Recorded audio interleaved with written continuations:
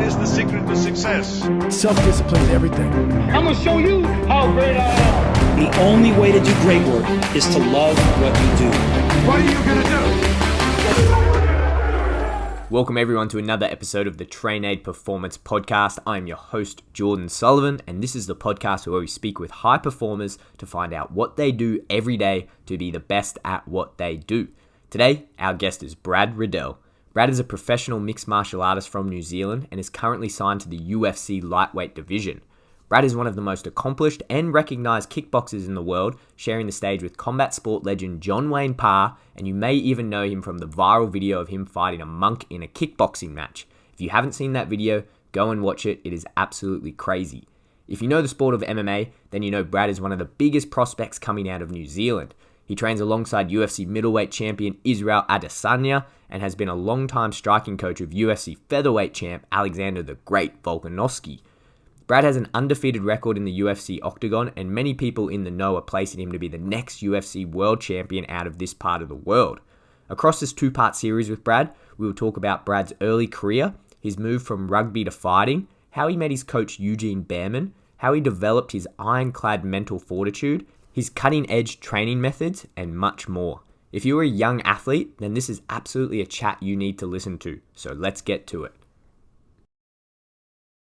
All right, we are recording live for our second episode of the Train Aid Performance Podcast, joined by the one and only Brad Quake Riddell. Brad, thanks for coming on, brother.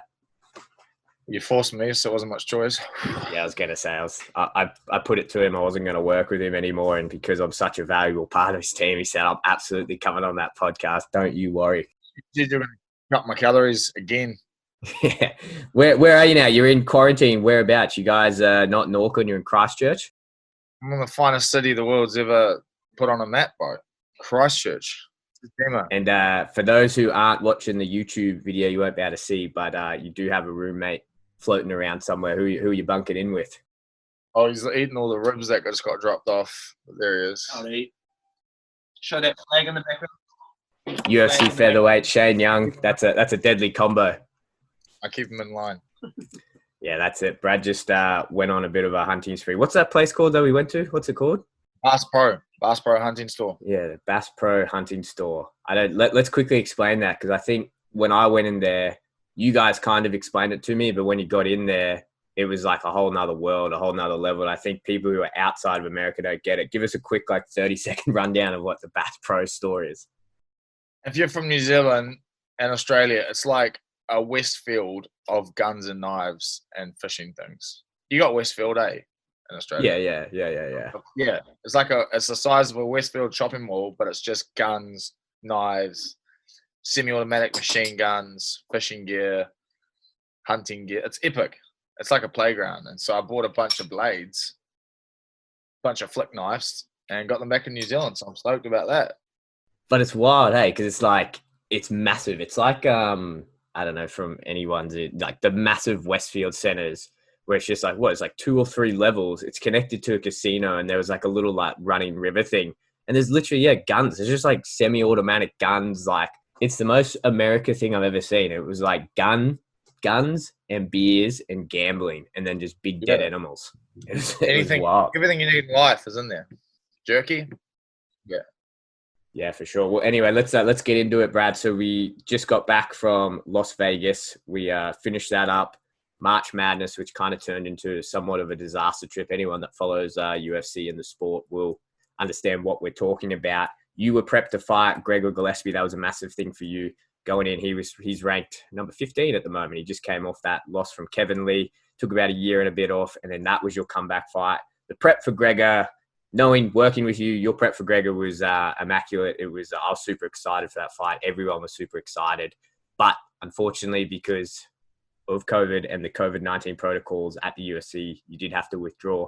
Talk us through. Tell us what happened. Tell us how you found out that fight wasn't happening, what your reaction was to it, and what went through your head. Yeah. So how did that week start? Everyone was negative. Everyone's tested negative the first test, and then everything was normal. Probably actually a bit better than normal because we made weight super easy, and then we woke up. I woke up fight morning to like missed calls from like a Vegas number, but last time I was in America with Carlos, like I kept getting these like calls from like telemarketers and shit because I had an American SIM, and I was like, I assumed it was those. So like I just kept ignoring the calls and hanging up and going back to sleep. I was like, nah, I want to sleep a bit more. It was like 8 a.m. and then it kept ringing. I was like, fuck, what the hell? So I answered it, and it was like, I think Amber from the UFC, and she was asking like, oh, have you been in contact with a couple of people in your team? And I'm like, yeah, they're in my team and we stay in like rooms, and she was like, okay, cool, I'll ring you back. And I was like, all right. Then she rang back and she's like, have you ever had COVID? And I'm like, nah, I haven't. And she's like, okay, I'll ring you back soon. And I was like, all right, whatever. And then I was like, getting like a sneaking suspicion. I was like, fuck, do I have COVID? And then I was like, nah, fuck, whatever, I'll just go to sleep. And so I went back to sleep. And then the next phone call was like Eugene, and it was like 3 or 4 a.m. in New Zealand. And I looked at the phone and I was like, fuck. I knew exactly what was coming out of that phone. And he rang, he like answer, and he's like, look, stay calm, but they're going to pull your fight. And I was just like, I just went crazy, and then like hung up, and I was real fucked off and marching around, ripping up my bed and stuff. And we tried to get like the antibody test, but they were like, nah, it's not fast enough. And I didn't even have COVID. That was what was annoying, is they pulled it as a precaution because people near me had it. And then I was like, fuck. So I kind of understood, but then I also didn't, because we were both healthy and I was negative that morning. So we got results that morning and I was negative. I was like, this is bullshit. Like, I can fight. And I messaged Gregor, and Gregor was like, yeah, like he wants to fight too. He was still fine with it. And then they were like, nah. Yeah, and like you said, like I've been pretty public about it. Like me and Volk and Colby come out saying like we were the guys that we did test positive within that group, and I actually could hear you scream. I remember that. I woke up in that morning. It was pretty early in the morning Vegas time, and I could just hear you going off, and I was like, oh, that is not good news. That is not good news at all. But they pulled you for COVID-19 protocol just for being around like us when we tested positive, right? Because for those who aren't familiar with how the UFC sets it up now with the quarantine, we all test negative, and then you go into the quarantine, what they call bubble, and you're very like separated from everyone else, and you only really make contact with anyone else in passing when you go into the training center and whatnot. Somehow in there, it all got in and yada, yada, yada. But Brad, you always tested negative. You tested negative that fight week. Even when they retested you that weigh-in day, that was when, unfortunately, a few of us popped. You still tested negative. And then the following week, you were still in the bubble with the guys, with Shane and Jamie, helping them get ready, and you tested negative going into that bubble, and then you tested negative again a week later before you cornered them. Yeah, I tested 3 times that week, all negative, and then a negative again after their fight to come home, and then a negative twice here. I don't know why they've tested me twice here already. Usually only do 2 tests, but they've tested me twice here. Maybe they've been looking at the media or something. But yeah, so that was annoying. So because I could have fought and could have been ranked 15th in the world.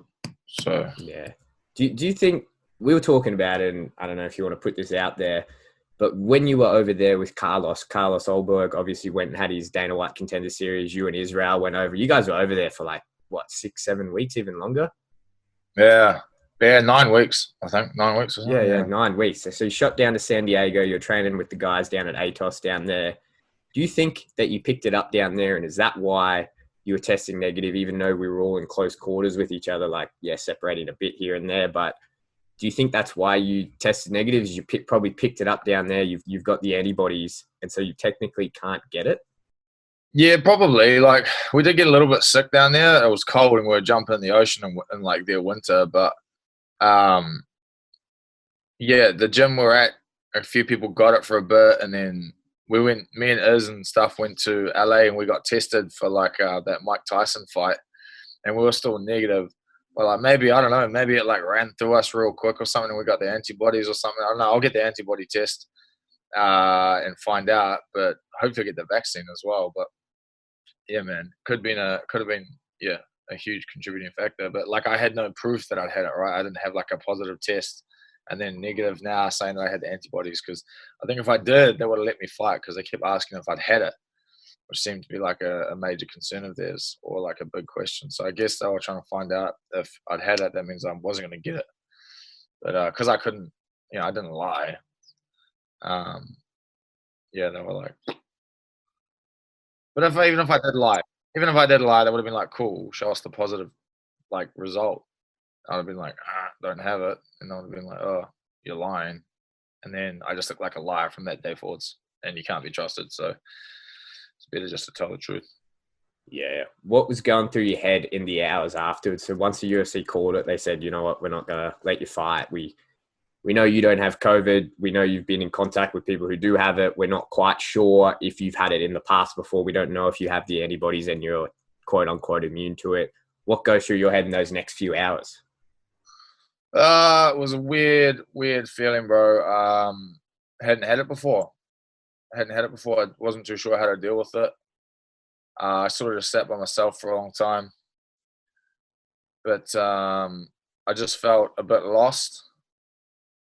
And I didn't really want to eat, drink, nothing like that, because even like that was, I don't know, that day was fucked. But the following days were worse because I felt like I didn't really like deserve anything. Like you usually have a hard fight, or I presume that was going to be a hard fight. And then you'll have a bit of a feed and you have a few beers or something like that. And you're like, yeah, man, I deserve this shit. You can chill out for a few days. I don't feel like I deserve shit, because I didn't do anything. And I just wasted all this time going over there away from my kid and stuff, and knew that I had 2 weeks of quarantine still to come, 3 weeks in total, because of the week I still had to stay for cornering Shane. So I was just a bit lost, and so I just sort of went back to training a little bit with Frank and stuff, and we were still shut in the room, so we could only run around, the quad, and we weren't allowed to leave that or anything. So it was really, really annoying, and just had a lot of pent up energy, I guess, and rage. And so we did that was quarantine for 2 weeks, and then quarantine here for 2 weeks. So it's been a real annoying time, but I'm going to fight June 12th. So that's coming up. That's like 9 weeks away. Don't know who yet, but I aim for the top 15 again. So whether or not Gregor's still available, I think he's going to fight soon. I've asked for a couple of guys like Al Quinta or Diego Ferreira, so some dudes that they look like horrible fights and look available to me. Mentally, what do you do to get through that? So obviously when you take that, you said obviously you're super angry, you're raging, upset, you're going through the whole roller coaster of emotions, but then you had to hang around for an extra week, and you cornered Shane, you cornered Jamie, and then like you said, you come back here, you do the 2 week quarantine, and like you just said, there's a potential fight coming up in June. So what's that, like 8-10 weeks away? So you've potentially got to jump straight back into camp when you get out of here.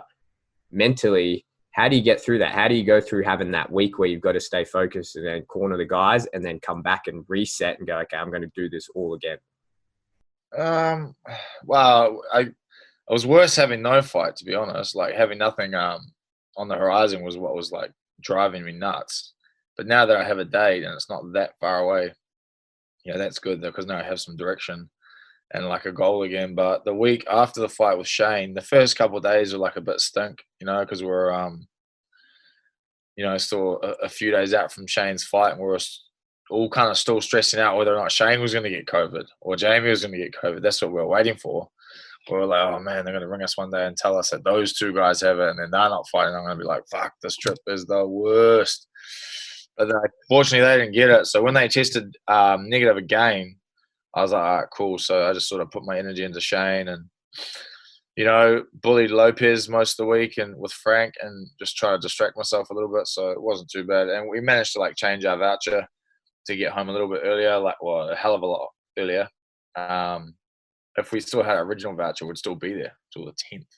That would have ground the hole through me. But the fact that we got a voucher home pretty much straight after Shane's fight, and Shane had a good fight in my opinion. I love that fight. That was pretty cool to corner that one. That was like a game plan that we just went with and stuck to, and just needed a little bit more output.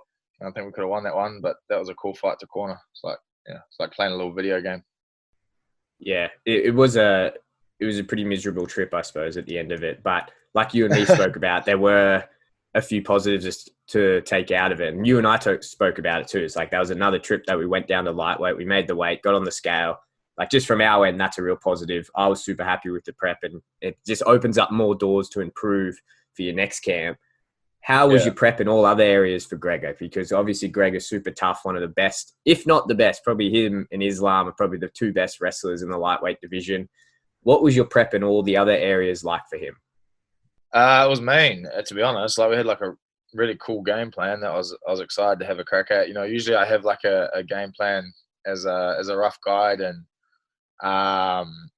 most of the guys I've fought so far have been pretty like evenly matched on the ground, just I guess because of my strength. Like, I'm quite strong, so I can sort of counteract a lot of grappling with just like brute strength and fitness. But so I've been able to like waver on and off the plan of all my previous fights. But this one, you know, Gregor looks strong as shit. And from what me and you found out there, he like barely cuts weight. You know, he walks around, 73 kilos, something like that. And so he looked strong and looked fit. So I really did have to stick to the game plan that I had. So I was pretty pumped to like test myself and make sure I could stick with it, even if shit was going bad, like get back up and stick to that original plan that Eugen Twister gave me. So yeah, it was cool preparation, bro. It was very tiring, to be honest, because it was a heap of wrestling with like fresh training partners, and yeah, a lot of grinding for that one, just in case it went south and turned out to be that sort of fight. Yeah. One for the books, but I'm sure we'll see it in the future, no doubt. But let's go back. I want to talk. We've spoken about this heaps before, but just for the guys listening in, I kind of want to go back to the early days of Quake and talk about your transition when you're coming up through Christchurch playing rugby, and then you know, taking those first steps into your Muay Thai gym and then working your way through to Tiger Muay Thai. Can you kind of talk us through? Let's start when you were playing rugby, and let's start in the early days when you got into fighting. What went on there? Why did you move from, playing rugby? You're pretty good from all reports. I won't boot your boots up too much, but pretty good by all reports, and then move into fighting. How'd that all come to be? Well, what was I doing? I was playing like Colts for a really good team called Sydenham, and man, they're still really good. I had a really good coach, crazy good team, and we actually won the final that year. And it was looking like I was going to have a pretty maybe a career in rugby. I don't know, who knows? But the way I visualized myself was having a career in rugby. And then one game, someone hit me with like a grass cutter, like a diving, really low tackle, like ankle high.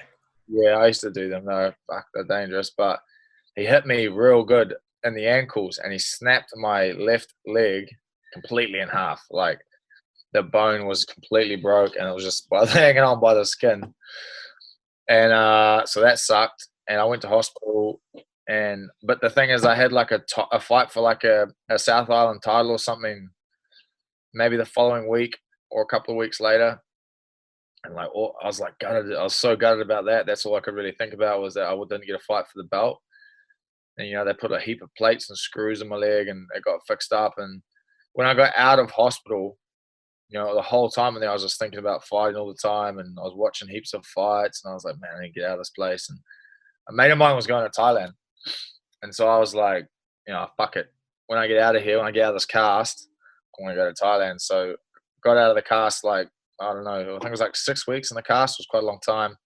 Then I was at home for a couple of weeks, and it was still fresh as hell, man. Like, walking was hard and stuff. And then I think a month after I was out of the cast, I went to Thailand, which was mental now I think about it, because the Thais don't really, understand the whole rehab and stuff like that. So they would just like go running. So I was like running on this chicken leg that was all bolted up and like had zero flexion in my ankle. It was just like landing on a flat, stomping foot.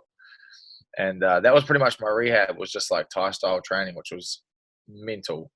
But it didn't come out too bad. Like, I rehabbed it a few years later, and it seems to be all right now. But that's how I got into fighting. Well, that's how I ended up fighting full time, was that accident in rugby, man. That's what made me sort of have an epiphany and realize what I really wanted.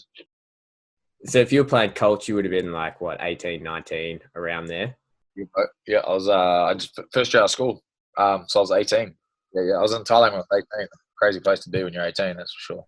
Were you dipping your toes in both, obviously playing footy and then playing, like, obviously fighting and stuff? So at what point was it when you broke your leg that you're like, okay, like I can't keep doing this? Or is it just more like, okay, fighting's more important to me than rugby is? Yeah, it was like I just missed fighting heap. I've been playing rugby since I was like 5, literally since I was 5. I think I started touch rugby when I was 5. And so I just, I don't know, maybe had enough. Because I had enough of it, and fighting was like, I was always a pretty aggressive rugby player.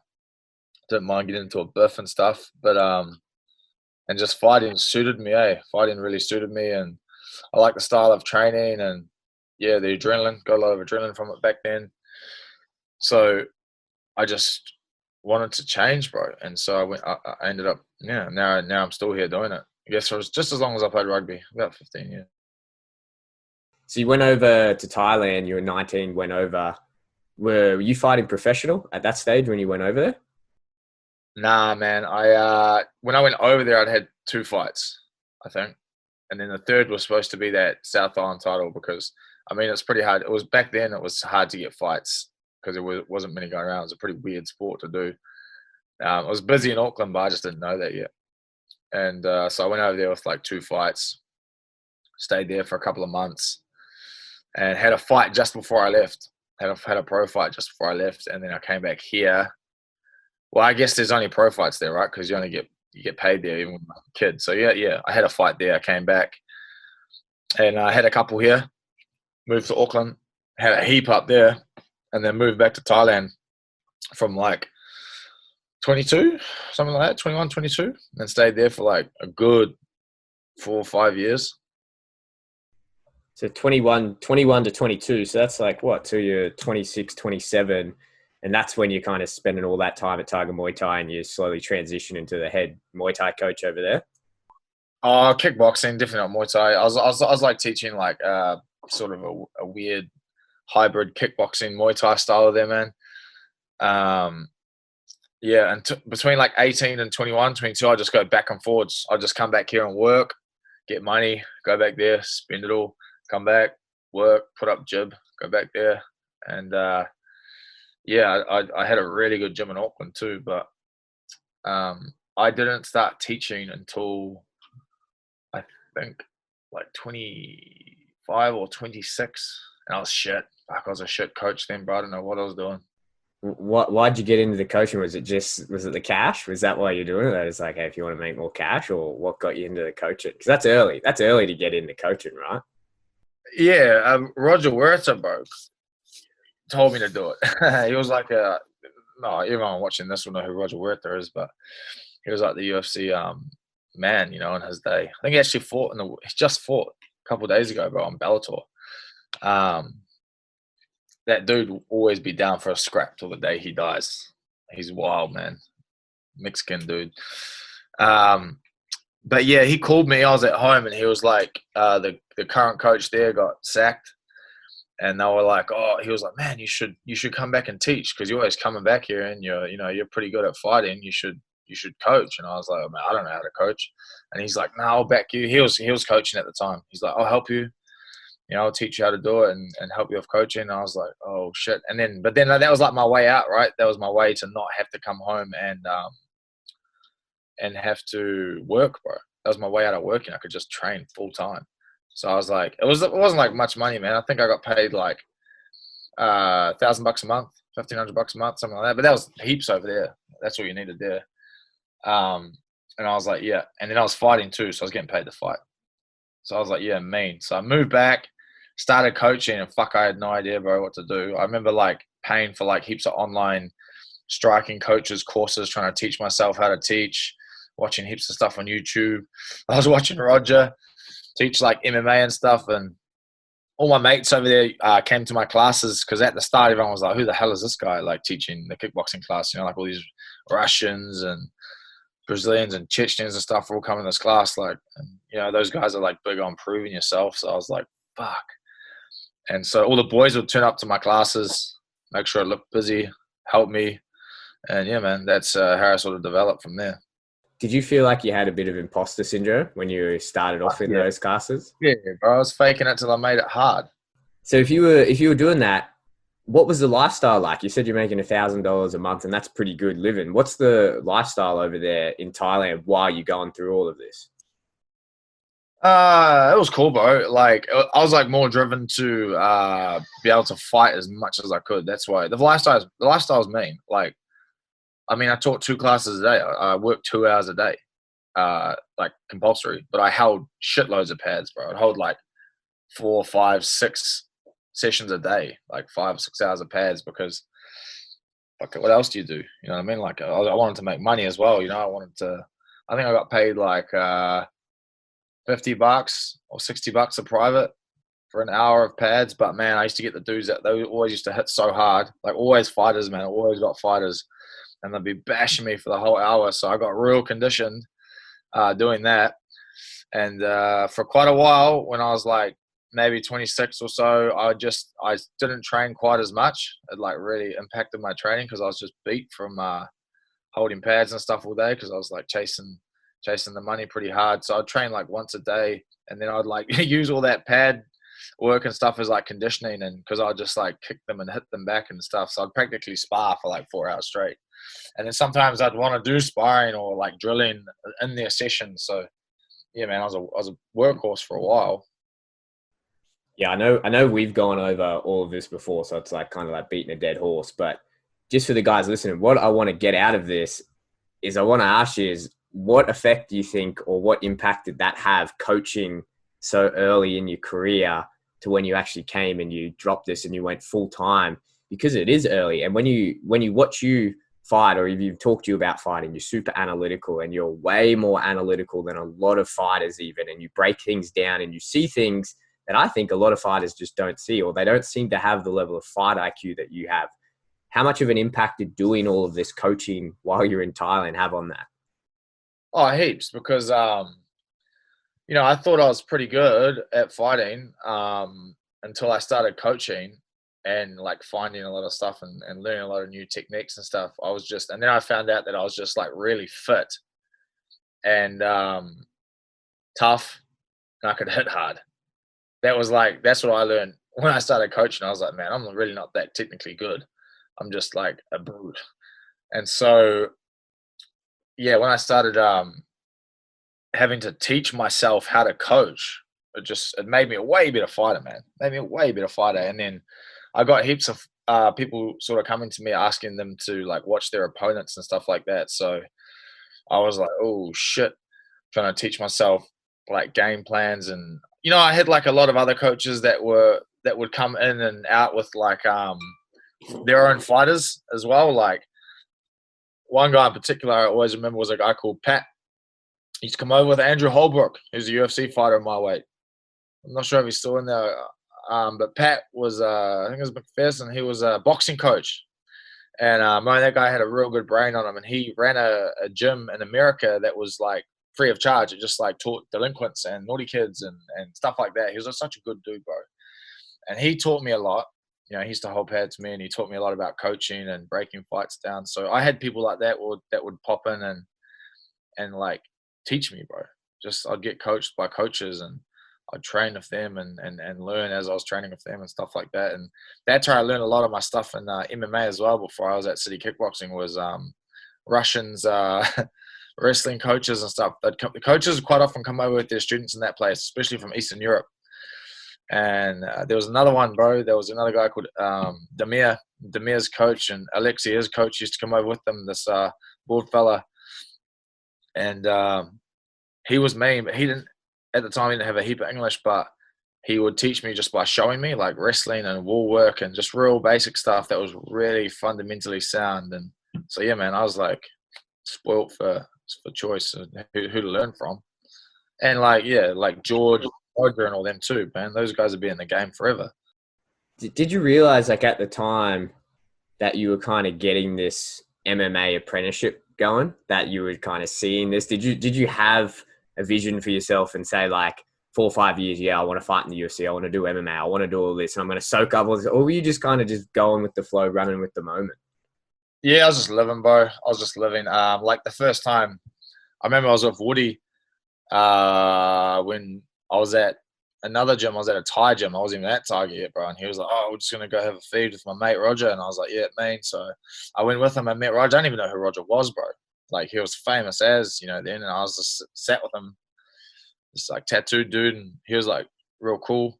I was like, "This guy's the man." And then like it took me ages, bro, like 6 months till I actually found out who he was. And I was like, "Ooh, fuck, that guy's pretty famous." And then yeah, bro, I just didn't have any interest in MMA ever. And then I went to Tiger, still was strictly Muay Thai, kickboxing, just all I cared about, even when I was coaching. And then, you know, one time George, you know, Frank's brother and Roger were like, "Oh, you should start wrestling." And I was like, nah. And then he gave me a pair of wrestling boots. And then I was coaching a UFC fighter at the time. I was helping him. Well, not really coaching him. I was holding his pads. A guy called Mirbek Taisumov. We called him Iron Man, bro. He was a unit, such a beast of a dude. And he was a real good wrestler. And I don't know how it happened, but some camp, I ended up being his wrestling partner. And I was fresh as, I don't know any wrestling, bro. And I learned quick. Like, I got thrown in the deep end with Mirbek. Mirbek goes and wrestles with, like, the Turkish wrestling Olympic team and stuff like this. And, man, this dude was, like, power doubling me and shit. And I was like, man, I need to learn how to swim here because I am sinking. And that's how I started wrestling. That's how I started to learn how to wrestle. And then I just sort of did it here and there when maybe I could go home and I'd sort of slack off a bit. But George and Roger taught me heaps too. So that's still in that 5-6 year period, or 4-5 period from 21 to 22 up until like 25, 26. You go on that. When did you have your first MMA fight after all that? Because you're still fighting kickboxing, doing heaps of fight. You had like going over to China and you were doing all of that. When did you get the first MMA fight in? Oh, I had my first MMA fight, bro, actually years before that by accident. I was in I was at a gym. I was at a gym in Rawai. I was living with Woody, and I was training at Lion Muay Thai, and he was like coaching at another gym, Phuket Fit, doing strength and stuff. And the dude he's actually in jail now. The guy that owned Lion Muay Thai is a dodgy bastard, bro. He was like, "Oh, there's you know, Muay Thai fights in Burma with MMA gloves. You, Anvar, Umar, you guys are going to go do it." And I was like, "Yeah, whatever." Because like we were like sponsored. So we just got told to go fight there. I was like, "Yeah, whatever." And so I go up there for all those dudes and these Thais. And then we get to Burma. I'm pretty damn sure, bro, I was one of the first foreigners to fight in Burma. Because that was like, I was 20 or 21. Something like that. It was early, bro. And there was like dirt roads, no bitumen. It was a crazy place, Burma. And they tripped out that there was foreigners there. They were like, "What the fuck?" Everywhere we went there, they were like, "Oh," and I was like, "Man, this is new." And then we went and fought, bro, at like 1 in the afternoon or lunchtime or something. And like it was in a stadium in a cage, and there was like bare knuckle fights before us, like just Burmese bare knuckle scraps. And I was like, "Damn, this is fucking crazy. This is dope though." And then when we got the rules meeting, they started doing like the whole you know, grounded opponent thing. Like the ref, and I'm like, "What the fuck?" And then I looked at the boys, and then like we're just doing MMA, bro. The guy didn't tell us. We're just in the MMA fight, and I was like, "Oh shit!" And then I remember doing some grappling when I was like 15 at my old gym in Christchurch here, like a little bit. Oh, bro, I was white belt ass, but I'd sometimes jump on the jits mat, so I knew a couple of things. And then in the fight, bro, we ended up on the ground. And I was like, actually, it was doing all right, bro. I was like going to north, south, and then I was actually kind of going for an armbar. I think it's on YouTube. I started making my way towards an armbar. Like I said earlier, I just got my way out of that situation with strength. And then the ref stood us up for some reason. I was like, "Oh." And then I won by KO. So that was my first MMA fight. How old were you? How old was that? Like 21, 22, something like that? Yeah, you go on YouTube and have a look at all. I was young as, I was baby-faced as, bro. But I like, the guy was like drifting around the cage, trying to get away from me. And then I just like intercepted him with this right hand. Boom! And just slapped him, bro. Just went out dead. And he was out for ages and ages. I remember seeing him after, bro, and he was like vomiting and stuff. I was like, "Man, shit, I hit that guy hard." Probably just a pure panic punch. Just put like the wrath of fucking the gods behind it. I was like, "I'm an MMA, fuck, bang." Right, that guy's coach probably told him he was going to like his first grappling tournament or something. They're like, "Yeah, no." No, he was from Malaysia. He was like Malaysian, bro. He was an MMA fighter. His name was Kai Chi. Oh, so he was legit, eh? Well, definitely wasn't my best opponent, but he was, you know, he did MMA and he was all right. All right, until you put him back on heaven's door. But let's talk about when you went back. Where did City Kickboxing come into this equation? Eugene and Israel and obviously Dan and that were floating back and forth in between Tiger and training over there. When was the time when you were like, okay, I'm going to head back home, but not just head back home? You're not going to Churchill, you're going back up to Auckland and going up there to train. What happened? I think you checked me up one time. He was coming over with Israel. He wanted to come over a couple of weeks before they had a fight in China. Don't know why. And so I was like, yeah, cool. So we sussed out their training and stuff like that. And there's actually a video online of Izzy sparring in the gym, like sparring Volko and all these guys in the fucking war room, we called it. It was like a tiny room, bro, that was boxed off, and it was a lot of fights happening there, a lot of culture clashes happening there, bro. Fucking hell. But I was the mediator too. But so we're training for a fight in China, and then I was sparring in that same session, bro, and this guy kneed me in the eye socket. And I got 26 stitches, bro, like this. Boom. Jesus like 13 up there and 13 down there. Like 8 days or 10 days before the fight. I was like, oh, shit. So I kept the fight. I was like, no, don't cancel. I'm all good. Yuge didn't really know me then. He was like, wasn't quite coaching me. We were sort of just like, mates. And he'd come over and help pads for me. And so because I couldn't spar, he was like, oh, we'll just do heaps of pads. I was like, yeah, man. So he was teaching me all these angles. Probably the first time my feet ever moved in that direction in my fight life. So I was doing all these angles with him, and I think he was just testing me to see if I'd maybe use them in the fight or seeing if I could like grow, because I was pretty like one-dimensional back then, even though I was still pretty old, 24, 25. And we went to China. So I took the stitches out early. We went to China. Definitely one of the worst weight cuts in memory, because the Wednesday before we left, bro, we all went to Korean barbecue. So we're weighing in Friday, and we had all this shit, and it was so MSG loaded, bro. And we get there, and I'm like 81 kilo fighting at 75, and I'm just not sweating, bro. And I was thinking, the morning of the fight, I woke up like 78. Like, I was like, man, my skin feels real tight and shit. Like, what the hell? So we were up. I woke you up at like 5 a.m., bro, because we were weighing in at like 9. I was sleeping up on this mezzanine. I cleared out all the beds. I got the heater going, bro. And like, I was in a shit state because we'd been running on the treadmills the night before, and I still wasn't really sweating. And then I was boxing on the pads of him, and I was just barely sweating. And I got down to like 76, and I was cooked, man. I couldn't barely move. Lips were stuck to my face.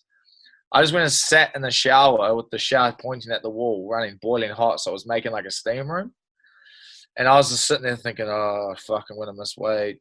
And bro, I jumped the scales like an hour later, and I was on weight. I was like, man. And so I made weight, went in there and fought, and I did like probably the most head movement and angles I've ever ripped in a fight, bro. I think that one's on my Instagram. I was like slipping, cutting angles, beat this dude up, mean. And Huge was like, oh shit, you can actually change. And so he was like, oh, you should. And then I took the fight with John Wayne Parr. John Wayne Parr messaged me when I got back to Thailand. He's like, do you want a rematch? He's like, oh, I feel like I should offer you a rematch because you took the fight on short notice last time. I was like, yeah, but I'll fight you again. And so I told Huge, he's like, oh, you should, if you want to come home and train for that, be a good idea. I'll help you out. I was like, man, might do that because that fight was pretty good that I just had. So I went home, trained with him with Wayne. And, we saw what happened to Wayne in that fight. And then I was like, that was dope. So I went back to Thailand. And then I had to fight a rematch of Steve Moxon. And same thing, he rang me up. He's like, yeah, you should come train here for that one. So I moved home again for like 8 weeks. Beat Steve with his game plan. And I was like, all right, better go home now. This guy's pretty good. Yeah, so that was the point when you realized, okay, like Huge really knows what he's talking about. And you could see the results. You're like, I'm developing as a fighter. I'm changing. Yeah. So that's when I shifted back there, bro. I'm sure anyone that like kind of knows you personally, I could only imagine that wasn't such a forthcoming thing for you. I doubt you went with open arms and jumped at him and said, yeah, Huge, like, absolutely, I'll take all your advice on board. What was like the process? How did he break it down for you? Like, And I'm sure this would have been the thick of Angry Brad as well. So like, how did he like break down that wall and get you to change? But we had a pretty different relationship back then, bro. It wasn't like as abusive as it is now, between us. But it was he was sort of just kind of drip feeding me ideas into my mind, and he'd sort of like give me an idea or some like his opinion, and let it sort of marinate, and I'd mull it over for a while, and because I've been running my own ship for a long time, bro. I've been running my own. That was a big thing with me, is like I'd been doing my own shit, bro. No one had been really telling me what to do. I'd been teaching myself, teaching other people. So it was maybe he knew it was going to be harder to, or maybe he realized that maybe he'd come across someone like that before. I don't know, man. Like, the guy's old. I'm sure he's come across people like that before, and just knew how to deal with that sort of personality. Maybe he had the same personality when he was younger. Who knows? But he did it pretty well.